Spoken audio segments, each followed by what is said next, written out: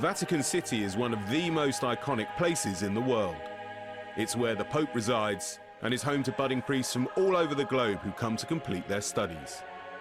Each day, the surrounding streets are filled with tourists taking in one of Rome's most beautiful landmarks. But now attention is on the Vatican for an entirely different reason. In a groundbreaking move, they have formed a cricket team that will tour England later this year. The idea was first proposed by a cricket-mad Australian ambassador who saw the potential that was hidden behind the Vatican walls. Cricket's been in Rome for many years. There have been priests and seminarians who've played cricket, and there's been various colleges that have. I work at an international seminary in Rome, where we have about 40 Indian, Sri Lankan, Pakistani seminarians. For them, cricket is the national pastime. It's their passion, just as soccer, football is in Brazil, here in Europe. What's been different in the last few years is that there has been interest in forming a cricket competition. Little by little over the years, we've been able to get equipment together, find other people who play cricket in Rome. Not long after my posting here in September 2012, I had the opportunity to speak to Cardinal Ravasi and to speak to his staff, and after some consultations, they indicated to me that they would like to explore this. And so a cricket team was formed, to be known as St. Peter's. But in a country dominated by a passion for football, it's been quite a challenge to educate those who knew absolutely nothing about cricket. It's more than an education, it's been a revelation. The first response to me was they had understood that cricket was an insect and they didn't understand that it was a game at all. It's all gone through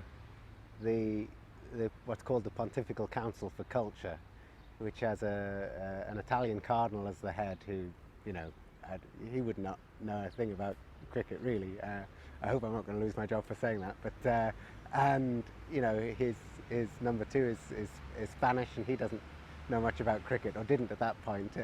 He's watched it a little bit since. Cricket, like baseball or other exotic sports, were quite strange for me. I am from Spain. I'm familiar with soccer, basket, but not cricket. It's really hard to explain them the rules of cricket, where they are exposed to the rules of football, which is obviously so simple. When the football comes, they come with a ball. Instead, we come with stumps, bat, ball, and maybe the pads or the gloves, and they are very surprised. We tried to explain to some people, and obviously, easily they understood something. They understood some rules. I've learned two things about cricket: that it lasts very long, and that you have to drink gallons of tea and eat cucumber sandwiches. Despite the lack of knowledge from many locals, cricket has always been part of the seminarians' lives. For an Indian child who may be born after 1980, he has got a special passion for cricket. Wherever he goes, he carries cricket. From very childhood onwards, we used to play cricket. I mean, in our village, with our friends, we started playing cricket, not with actually the proper professional bats, but we started cricket in the street or the nearby ground where we have. And even in the school, when we have the free times, maybe half an hour or 1 hour, we used to play cricket with other classes or maybe the other schoolmates. What does make us happy is to see that seminarians for whom cricket is part of their culture are able to express themselves in their culture here in Rome playing cricket. That gives me a particular satisfaction. But the players face many challenges as they look to build a competitive side. Other commitments mean they have very little time to practice, and a lack of facilities forces them to play on a carpet laid on an AstroTurf football pitch.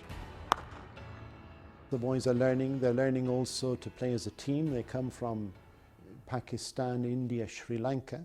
That's also another challenge, speaking the same language. Getting together, playing as a team, not blaming others, but supporting each other. Those are all valuable lessons in the technical side of the game, learning to play better, learning how to play properly. when we come to the cricket ground, we seem like we are just like a family members because we all have the same, same interest or same style, and the cricket becomes one of the tying bond in between us. You need to remember that seminarians are busy people. They're forming themselves as priests. They have a lot of studies, pastoral work to do. So this is very much a complementary activity. We never had regular practices, so it's quite a bit hard as a team to come together and practice very often, especially a sport like cricket, where we have got to practice for a whole day at least to warm up ourselves. We are living in an international community where the culture, the football is the most famous, and we struggle a little bit to reserve the ground for the weekends or for the public holidays. These guys are lovely guys, and they're lovely to train with. They're really, I really enjoy being with them. But they've gone from kind of tape ball cricket on concrete and back streets or anywhere in India and Sri Lanka and Pakistan to that kind of astroturf with a mat down over it. Every stage is a big learning curve. Despite wanting to be successful, those in charge are keen for the players to show that no matter what, sport is there to be enjoyed. Winning is important, it's the goal of playing, but there are certain things that you do not sacrifice to win. When you have a self-worth, when you have a set of beliefs that teach you that even if I don't win today, that does not affect who I am as a person, that gives you the liberty to be able one day to lose and not to want to change the rules or to blame somebody else. You don't play any game just to run around in circles. You play to win. And that's our goal. If we win, fine. If we lose, we can accept that as well. But we're out there to win. St Peter's first game since announcing their tour to England was a 2020 match against one of Italy's top sides, Roma Capanelli. Preparations were underway early at the ground, one of only 3 cricket pitches in Rome. The visitors won the toss and asked Capanelli to bat first. As the St Peter's players took to the field, their squad, including non-playing members, was made up of 8 Indians, 2 Sri Lankans, an Englishman, a Pakistani and an Irishman. In stark contrast, the Roma Capanelli players were all born and raised in Italy. Leandro Gioiarazza, 27 anni, battitore destro numero 4. Michele Morettini, lanciatore destro veloce, battitore destro anni 23. Kevin Kekulawala, 17 anni, battitore destro numero 1. Sono Suresh Kakulturugi, sono 40 anni, battitore number 3. St Peter's got off to an excellent start with an early wicket.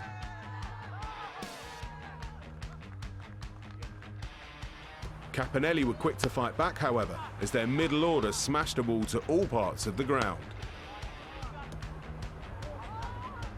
But the St Peter's bowlers stuck to their task well and got their rewards late on, although the home side still managed to reach a decent total of 158 from their 20 overs. I'd say after about 8 overs we were thinking it could have been 200, so we did well there. And these lads haven't played that many games. They looked a bit shell-shocked and panic-stricken when the ball was going around the park. We told them, don't worry, don't think about going off at 8, you know, go off at 6 and keep looking for one and over and pushing and working, and we'll see where we are after 10, and we'll hopefully have enough wickets to kick on from there. The captain needn't have worried, as the Vatican opening batsman made a superb start to their innings, reaching a 50 partnership.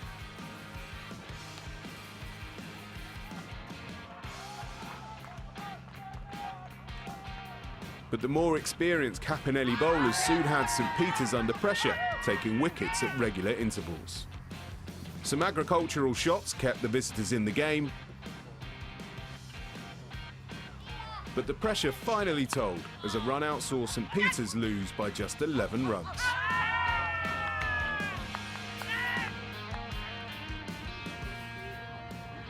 In our innings, we started very well. I think we could have won this match. I think a little bit of overconfidence crept in there at the beginning or towards the middle of the innings, and we just ran out of steam at the end. And that's the good thing about defeat, is that you learn. When you win, you tend to baptize everything that you've done, so to speak. When you lose, you recognize the errors, the mistakes, the things that you need to learn, and that's a very helpful experience. So St Peter's were beaten in this game, but certainly not disgraced. And with their trip to England coming up and future tours planned, it appears that what simply started out as one man's vision of cricket in Rome is very much here to stay.